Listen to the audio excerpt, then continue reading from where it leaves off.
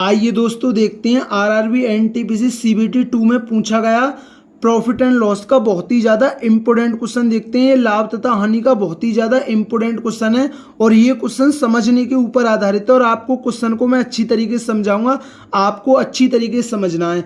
एक किसी वस्तु को 12,300 रुपये में खरीदता है, वह 200 रुपये भाड़े पर खर्च कर देता है। वह इस वस्तु को 10% लाभ पर बी को बेचता है, जो इस वस्तु को 6% लाभ पर सी को बेचता है। सी उस वस्तु पर अपने क्रय मूल्य से 2,915 रुपये अधिक अंकित करता है और किसी ग्राहक को 10% की छूट पर बेचता है। सी द्वारा अर्जित लाभ रुपये में ज्ञात कीजिए। ठीक है ना। अब देखिए एक किसी वस्तु को 12,300 रुपये में खरीदता है और 200 रुपये उसे भाड़े पर व्यय करता है। तो ए का क्रय मूल्य कितना होगा? तो ए का क्रय मूल्य कितना होगा? 12,300 में खरीदता है और 200 रुपये उस भाड़े पर खर्च करता है। तो ए का क्रय मूल्य कितना होगा? वो होगा 12,500 रुपये। आपको कोई दिक्कत? आप बोलोगे भैया कोई दिक्कत नहीं है। वह इस वस्तु को बी को 10% लाभ पर बेच देता है।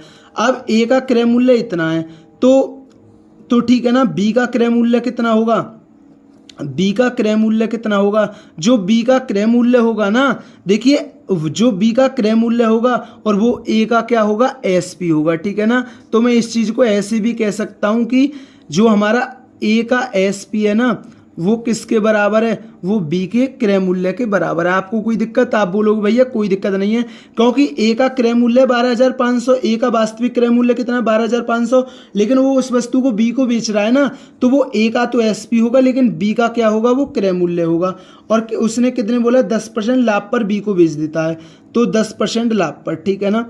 तो देखिए 10% आप डायरेक्ट ही 110/100 निकाल लीजिए। अगर कोई संख्या ऐसी होती जो हमारी जो दिक्कत करती गुणा में, तो हम 10% निकाल कर 12,500 में जोड़ देते, लेकिन ये तो 11 की गुणा तो इतने में हो जाएगी आसानी से। ठीक है ना। 2 जीरो से 2 जीरो कट गया, 0 और 11 पंजे 55 का 5, हसुल्ला का 5, 11 दूनी 22, 5 27 का 7, 11 एकन 11 और 2 13। तो ए का विक्रय मूल्य और बी का क्रय मूल्य कितना है? वो है 13,750 रुपये। आपको कोई दिक्कत? आप बोलोगे भैया कोई दिक्कत नहीं है। अब बी को बेचता है, जो इस वस्तु को सी 6% लाभ पर सी को बेच देता है। अब देखिए बी का तो वो क्या होगा? एसपी होगा, लेकिन वो क्या होगा? सी का क्या होगा? वो क्रय मूल्य होगा। ठीक है ना। अब ये 6% लाभ पर सी को बेच रहा है। ठीक है ना। अब देखिए अगर मैं इस पर ऐसे निकालूं 13,750 का 6% लाभ मतलब 106/50, तो सॉरी 100। ठीक है ना। अब ये देखिए ये गुणा तो आपको बहुत लंबी पड़ेगी ना। ठीक है ना। ये गुणा तो आपको लंबी पड़ेगी, या आप इसे काट भी लोगे, 2 पंजे 10 और 2 तिये 6 और 2 से 50 बार। ठीक है ना। तो भी आपको गुणा करनी पड़ेगी। ठीक है ना। तो आप इसे ऐसे मत कीजिए। ठीक है ना। आप इसे ऐसे करिए, 13,750 है प्लस 13,750 और 6% लाभ पर। ठीक है ना। तो 6% लाभ निकाल कर 13,750 में जोड़ दीजिए, तो वो क्या आ जाएगा? वो बी का एसपी आ जाएगा और सी का क्या आ जाएगा? वो क्रय मूल्य आ जाएगा। ठीक है ना। देखिए 0 से 0 कट गया, 2 तिये 6 और 2 पंजे 10 और 5 दूनी 10, 3 बचा, 5 सत्ते 35, 55 25। ठीक है ना। ये कितना आ गया? ठीक है ना। ये आ गया 3 पंजे 15 का 5, हसुल्ला का 1, 3 सत्ते 21 और 22 का 2, हसुल्ला का 2, 3 दूनी 6 और 2 8। तो ये कितना आ जाएगा? ठीक है ना। ये आ जाएगा हमारा बी का एसपी और सी का क्रय मूल्य कितना आ जाएगा? ये आ जाएगा 5 और 5 और 2 7, 8 7 15 का 5, हंसुल्ला का 1, ये आ जाएगा 14,750। ठीक है ना। आपको कोई दिक्कत? आप बोलोगे भैया कोई दिक्कत नहीं है। ठीक है ना। ये मैंने कैलकुलेशन की थी, लेकिन अब इसको मैं काट देता हूँ। ठीक है ना। तो बी का एसपी और सी का क्रय मूल्य कितना आ गया? वो आ गया 14,575 रुपये। आपको कोई दिक्कत? आप बोलोगे भैया कोई दिक्कत नहीं है।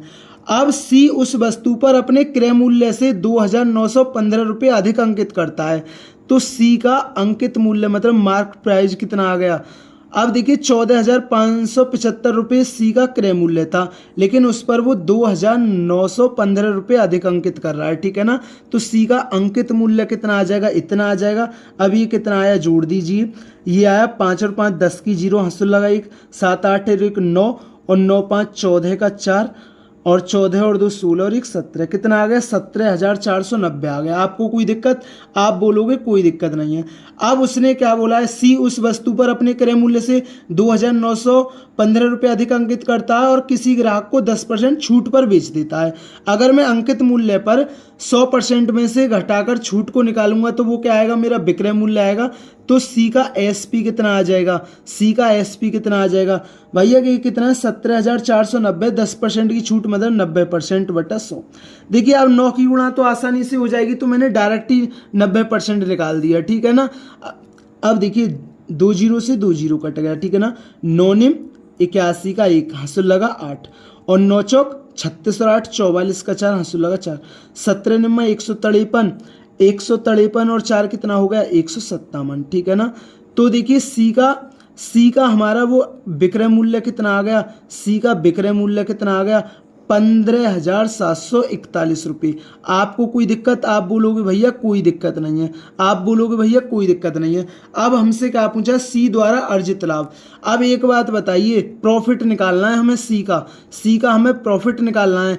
अगर सी के विक्रय मूल्य में से मैं क्रय मूल्य घटा दूं तो मुझे प्रॉफिट पता चल जाएगा।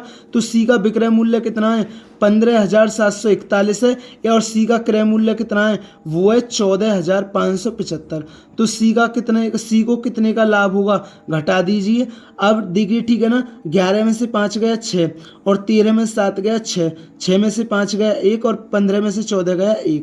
तो सी द्वारा अर्जित लाभ कितना है वो है 1166 रुपये। कितना है सी द्वारा अर्जित लाभ रुपये में कितना है 1166 रुपये है। तो दोस्तों ये आरआरबी एनटीपी से पूछा गया प्रॉफिट एंड लॉस का बहुत ही ज़्यादा अच्छा क्वेश्चन था और मैंने आपको इस क्वेश्चन को अच्छी तरीके से समझाया है।